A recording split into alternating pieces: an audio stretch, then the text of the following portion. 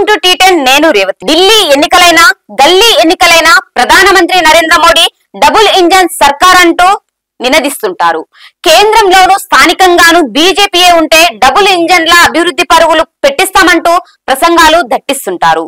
ఆయన సొంత రాష్ట్రమైన గుజరాత్ లో ఇప్పుడు డబుల్ ఇంజన్ సర్కారే పాలనలో ఉంది. కానీ భారీ వర్షాలతో అతలకుతలమైన ప్రాంతాల్లోని ప్రజలను ఆదుకోవడంలో ప్రభుత్వం ఘోరంగా విఫలమైంది.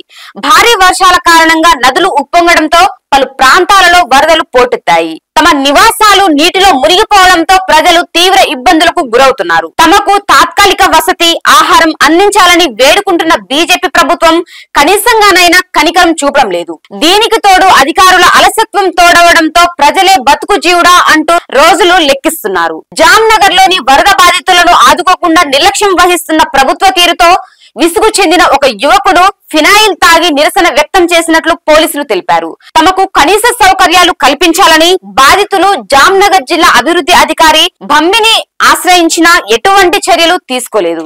దీంతో ఉన్నత స్థాయి అధికారులు ముంపు ప్రాంతాలను సందర్శించడానికి వచ్చిన సమయంలో విపుల్ అనే యువకుడు తీవ్ర నిరసన తెలిపారు. కనీస అవసరాలు కూడా తీర్చకపోతే అధికారులు ఉండి ఏమీ లాభం అంటూ ప్రశ్నించారు. తన నిరసనను తెలుపుతూ వెంట తెచ్చుకున్న ఫినాయిల్ తాగాడు. అధికారులు వెంటనే అతడిని ఆసుపత్రికి తరలించి చికిత్స అందిస్తున్నారు.